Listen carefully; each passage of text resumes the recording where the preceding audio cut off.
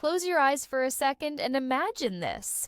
You're walking past the spot where they used to stretch out in a sunbeam, but now it's just a patch of light mocking you with its emptiness. The jingle of a collar that once meant "feed me" has faded into a memory you can't quite grab.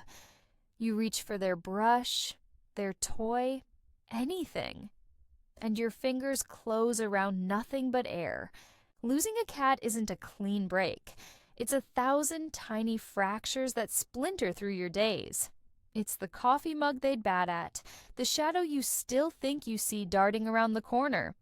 If you're here, you know that ache, the one that sneaks up when you find a stray hair on your sweater or hear a creak that tricks you into turning around. I'm not going to pretend I've got all the answers, because I don't. But I felt it too. That hollow, heavy quiet. And I found some ways to keep breathing through it. My name is Seville, and this isn't about getting over them. It's about learning to live with the space they left behind, honoring it, even when it hurts like hell. This video is for you, for us, a map through the fog with no set number of steps, just paths to try when the world feels too still. So, pull up a chair, maybe hold something they loved, and let's walk this together. Their absence echoes, but so does their love. Let's start there. 1. Let it break you. Open and spill out everywhere. Feel every jagged piece. The first time it hits you, they're gone. You might try to shove it down, keep busy, act like it's fine. Don't. When a friend lost her tabby, she told me she sat on the floor with his blanket and sobbed until she couldn't anymore.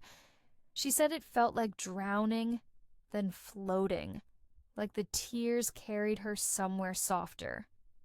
That's what this is. A flood you have to let through. Cry until your chest aches, wander the house calling their name, stare at their old spot until the tears blur it away. Science says bottling it up just drags out the pain. Let it break you open instead. Scream into the dark, whisper their name. Like a prayer, let it spill everywhere. It's not weakness. It's the rawest, truest kind of love there is. 2. Keep a corner of them tucked into your days. Hold the traces close.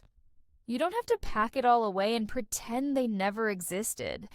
After one cat left this world, someone I know couldn't bear to move the scratched-up chair he'd claimed.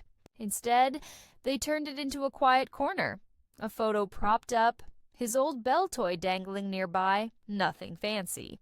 Not a shrine, just a space that says, "You were here, and you still are." Maybe it's leaving their bed where it was for a while longer, or slipping their collar into a drawer you open every day. It's not about clinging to the past. It's about letting their presence linger, soft and steady, woven into the fabric of your routine. They deserve that echo.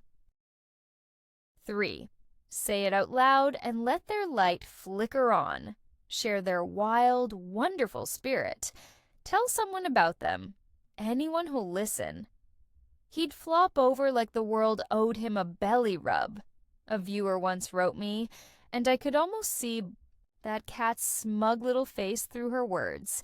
Talk about the time they knocked over your plant with zero remorse, or stared at you like you'd invented treats just for them. I heard a story once.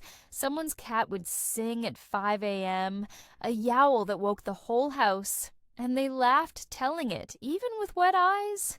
Write it down, whisper it to the wind, post it somewhere people can nod and say, "Mine did. That too." Their quirks deserve an audience. It's a way to keep their light flickering, refusing to let them fade into the shadows. 4.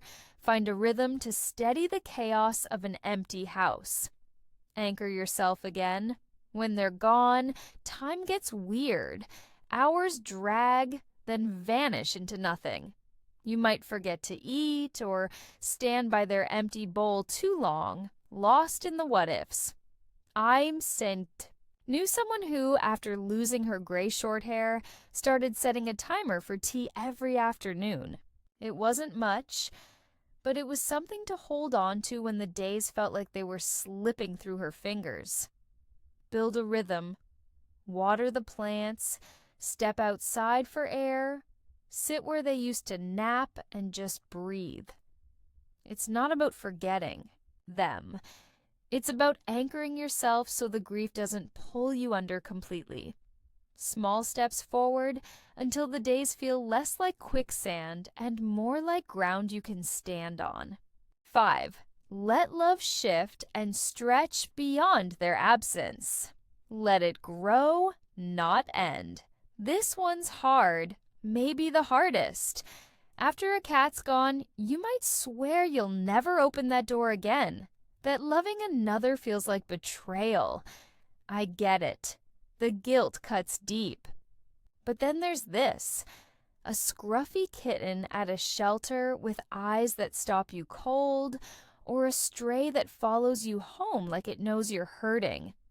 It's not replacing them. It's letting the love they gave you ripple out into something new. Maybe it's not even a cat. Maybe it's painting, volunteering, something that fills the quiet. A woman told me she started feeding strays after her cat passed. She said it felt like his paws were guiding her hands. There's no timeline for this. Just know your heart doesn't close up. It stretches, grows wider because of them. 6. Face the quiet and let it settle into your bones. Make peace with the stillness. Some days, the silence is the worst part. No purr to fill the room, no rustle of them chasing shadows. Just you and the void they left. Don't run from it. Sit in it. Let it wash over you. One night, a friend said she played her cat's favorite song, the one he'd napped to, and just listened, not to drown the quiet, but to meet it head on. Light a candle if it helps, trace their name in the air. Let the stillness settle into your bones. It's not about liking it or pretending it's okay. It's about letting it be part of their story with you. They lived in your noise. They can live in your quiet too. And maybe, just maybe, that silence starts to feel like a companion instead of a thief. A cat's absence isn't just a hole. It's an echo that bounces through your life, hitting you in the smallest, most unexpected moments. These paths aren't a fix or a finish line. They're a lifeline, a way to carry the weight when it feels too heavy to bear alone. If this resonates with you, drop a comment. Tell me about their chaos, their calm, the way they carved themselves into your soul.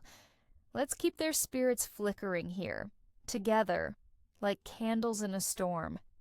If this helped, even a little hit that like button, share it with someone who's lost their shadow too, and subscribe if you want to stick around. We're in this messy, beautiful thing called love and loss, side by side. Until next time, hold their memory close. It's lighter than you think and stronger than you know.